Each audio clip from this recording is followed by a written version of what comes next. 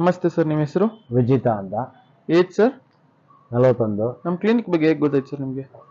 ನನಗೆ ಕ್ಲಿನಿಕ್ ಅಂದ್ರೆ ಯಾರೋ ರೆಫರ್ ಮಾಡಿದ್ರು. ಓಕೆ ಫಸ್ಟ್ ಇದು ಕಾಮಕ್ಯದು ಇತ್ತು. ಓಕೆ ಇದು ತುಂಬಾ ಡಸ್ಟ್ ಅಲರ್ಜಿ, ವೀಸಿಂಗು, Okay. ಗ್ಯಾಸ್ಟ್ರಿಟಿಗೆ ತುಂಬಾ ಇದ್ದಿತ್ತು. ಓಕೆ ಎಲ್ಲೆಲ್ಲ ಟ್ರೀಟ್ಮೆಂಟ್ ತಗೊಂಡೆ, ಎಲ್ಲೂ ಆಗಿರ್ಲಿಲ್ಲ. Okay. ಹೋಮಿಯೋಪತಿಗೆ ಹೋಗಿದೆ, ಆಯುರ್ವೇದಿಕ್ ಹೋಗಿದೆ, Okay. ಇಂಗ್ಲಿಷ್ ಮೆಡಿಸಿನ್ಗೆ ಹೋಗಿದೆ. ಆಮೇಲೆ ಈ ಥರ ರೆಫರ್ ಮಾಡಾಗ ಹೋಗಿ ಟ್ರೀಟ್ಮೆಂಟ್ ತಗೊಂಡೆ, 3 ಕೋರ್ಸ್ ತಗೊಂಡೆ. ಈಗ ತುಂಬಾ ಚೆನ್ನಾಗಿದ್ದೀನಿ, ಓಕೆ ಆರೋಗ್ಯವಾಗಿದ್ದೀನಿ, ಫುಲ್ ಕ್ಲಿಯರ್ ಆಗಿದೆ. ಗ್ಯಾಸ್ಟ್ರಿಟ್ ಹೋಗಿದೆ, ಅಲರ್ಜಿ ಹೋಗಿದೆ, ಓಕೆ ವೀಸಿಂಗ್ ಇತ್ತು, ವೀಸಿಂಗ್ ಹೋಯ್ತು, ಡಸ್ಟ್ ಅಲರ್ಜಿ ಹೋಗಿದೆ.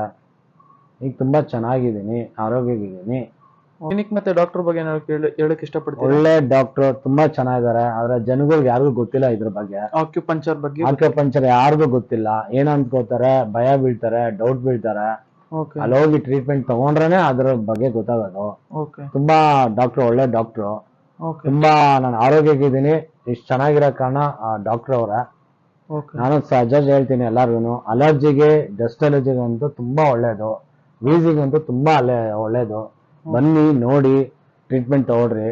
ಮೆಡಿಸನ್ ತುಂಬಾ ಅಲರ್ಜಿ ಡೇಂಜರ್ ಸರ್. ಈ ವರ್ಷ ಮಾತ್ರೆ ತಗೊಂಡ್ರೆ ಬಾಡಿ ಫ್ಯಾಟ್ ಆಗುತ್ತೆ, ಓಕೆ ವೈಬ್ರೇಟ್ ಆಗುತ್ತೆ ಕೈ. ಆದ್ರೆ ಇದ್ರಲ್ಲಿ ಕ್ಯೂರ್ ಆಗಿದ್ದೀನಿ, ತುಂಬಾ ಚೆನ್ನಾಗಿದ್ದೀನಿ. Okay sir, thank you. Thank you.